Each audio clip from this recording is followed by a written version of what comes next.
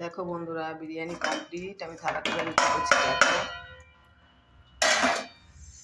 সব কিছু গুছিয়ে আমি লবণের উপরে দিয়ে তো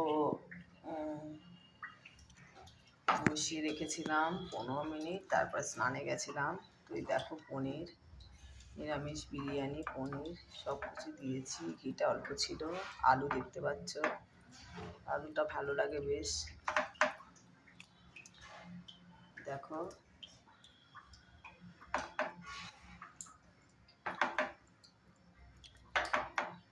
এই যে আলু। তো আর এদিকে হয়েছে তোমার, দেখো আমি করেছি একটু আলুর দম করেছি, নিরামিষ আলুর দম। ক্যাপসিকাম, গাজর গ্রেট করে দিয়েছি, টমেটো সস ছিল, সসটাও দিয়েছি। ভালো লাগছে বেশ দেখতে, তো জানি না কেমন খেতে হবে। এদিকে একটু পেঁয়াজ লঙ্কা আছে। সোয়াবিনগুলো আমি শুধু শুধু খাই। আর এটা কালকের চাটনি, আমাদের বাড়ির গাছের, আম্রপলি গাছের আমের চাটনি। ফ্রিজ থেকে এখন বের করে রাখলাম, ভাবছি এটাও খেয়ে নেবো।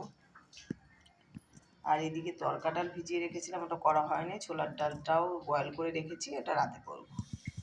ঠিক আছে, তাহলে